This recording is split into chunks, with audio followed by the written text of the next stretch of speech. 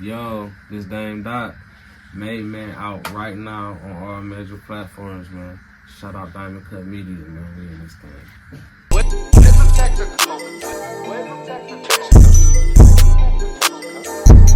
What's good, everybody? It's Tee Becoate, and today I'm here with Detroit's own Damedot. What's good, my guy? Good, How you doing? So it's crazy. So I know you through a mutual friend, my boy AP. He works at SAS. I know he helps you, when you come into town, get some of your fits and all that. So it's cool to be sitting down with you, interviewing you today. Yeah, good looking. And they call you the King of Detroit, bro. So, how'd you get that name? First off, let's take the people back to the old days. Where you from in Detroit? I'm from 7 Mile. 7 Mile. The red zone. Right. And I was reading up on you a little bit. That's the east side of Detroit, right? Yeah. Okay, so describe for the people like myself who's never been to Detroit, how is the east side of Detroit? Third world. So it's a lot of poverty. Kids running around, no shoes on, choppers everywhere, abandoned houses, crack cocaine, prostitution, murder. No, I'm talking shit. It's like everything else, bro. We live like we have fun, shit, but we ghetto too. Right. What were some of your favorite memories growing up out on the east side of Detroit? Shit, losing my virginity. My first fight, regular young nigga shit. Right. Okay, and let me ask you this. I want to visit Detroit one day, so what's the best place for me to grab some food? It's a bunch of places, bro. It depends on what you like to eat, what you like. I'm a soul food type of nigga. I like LePay. That's soul food? Yeah, LePay soul food. That's what I like. All right, say that. So, I also read, growing up on the east side, you grew up with Babyface Ray and Peezy, right? Yeah. All right, so, and y'all all from the east side. Y'all formed a crew called Team Eastside. Mm-hmm. So, talk about those early days, all of y'all coming up in the east side. Who was rapping first? Shit, we all was rapping for real, but I think me and Peezy was rapping first. All right, cool. So you and Peezy first. What was those early times, those studio sessions, y'all getting together, making tracks, how did that all come kids, about? Bro, young kids getting high in the studio making magic, not knowing it's magic. And coming up, who were some of your musical influences? I liked a lot of different music. I really listen to all kind of music. So shit, whatever the times was, I stay with the times. Who was the first artist or the first songs you heard when you was like, I fuck with this rap shit, this song I want to do? I don't know. I can't really remember. I think I've been trying to do music or been doing music as long as I can remember. I watched one of your other interviews. You grew up in a musical household, so you always had that early influence. So would you consider your parents an influence over your music?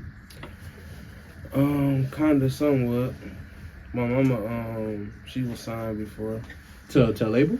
Yeah, I think she was signed to a label before. She was signed to somebody. She was with a group. That's fine. And yeah, I guess you can say that showed me that I probably can do something for real. Okay, nice. At what age did you realize your mom was an artist that was signed? What age did you say that? We was like 12 or like 11 or something. We was kind of young before it was something that I think one of the members in the group didn't want to, be a part of it no more, so they kind of botched the contract. So having a mom, a parent that was in the game, did she give you some game about how the industry goes? No. Nah, she didn't. She just told me, my mama was a real mama. She wasn't in the industry. Okay. She was a real mama, so she just told me how to move for real. So obviously, I know she was excited when you signed that deal, but did she have any hesitancies, any warnings before going in? Hell no. She said it's time. All right, cool. I also heard in another interview you said the current Detroit sound, you're the influence for that. What you think? I'm gonna put my hands up Kevin Hart meme, but I'm not gonna say you're not. But I want to hear from your mouth. First off, what's the current sound of Detroit? And secondly, why do you call yourself the king? It's just a song that we've been had, right? And it's just spotlighted now. But everybody that's on top doing our sound. They doing the sound that we all was doing, and we just happen to be, a part of the first people doing it. That survived, And why do you consider yourself the king of that sound? They consider me the king of that sound. So the people named you the king of that sound. Yeah. Nice. And speaking of Detroit sound, I always want to ask. So you're the second Detroit rapper I'm ever interviewing. Are you in tune with like Bay Area music? Yeah, a little bit. So y'all sound to me, from as like an outsider, is kind of similar. Do you feel that way? Like with the beats and all that? No. Nah? No. I always felt like that. I felt like the Bay Area and Detroit like sound was kind of similar. It's easy to get it confused, but to me personally, no. Okay. And I know some people I see like on social media, they'll argue like Detroit, we was doing this first. Bay Area, we was on that I first. ain't gonna argue with you. What you think? Detroit, y'all had it first? I don't know. All right, cool. Let's talk about your new project, Made Men. So this one, 35 songs deep. That's too many for you? You said that. I'm sorry. That's too many for you? Nah, it's not too many for me. But I am gonna ask you about that though. So what was your thought process going into this project? I'm about to fuck them up again, harder. Right. Than I did last time, and the time before that. Okay, and I noticed. I looked back at your last project too. That one had 29 songs, and this one had 35, not including the deluxe of the last project. So you know, what's your mindset like with having so many songs in a day and age where like music is constantly coming? I'm really just like exposing niggas like they can't fuck with me for real. It's really like, all right, you got one song, but can you make 20 of them? Can you make 22 songs and they like them all? And then, can you pull up your streams and they all turn all the songs, not just 3-4 of your songs? I just be showing these niggas up. That's all. So you prefer having longer projects opposed to shorter? No, I prefer shorter, but sometimes you gotta give them what they want. Hear that. So back to Made Men. What was your favorite song or songs? Don't Talk Money, one of my favorites.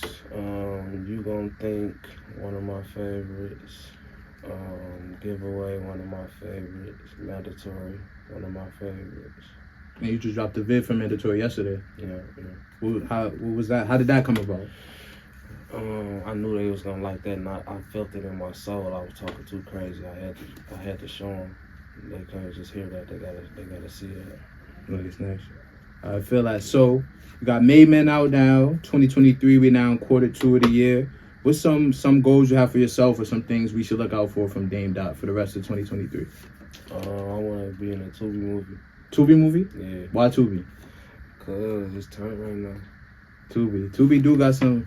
I'm not a fan of Tubi though, but for me, if you're in a Tubi movie, for me, I interviewed you. I'll check it out. See, so you gonna fuck with me. All right, that's what's up. All right, so Dame, I want to ask you this. Before we, conclude the interview, there's a lot of young cats who's gonna watch this. A lot of people that's gonna, maybe looking up to you. What's some advice you got for new artists or anybody that's on their grind trying to come up? Stay focused. Cut off them distractions. That's it. You heard it here first. Stay focused. Cut off the distractions. Tee Becoate, KUT Media, Damedot, Made Men out now. You're ready. Another classic, man.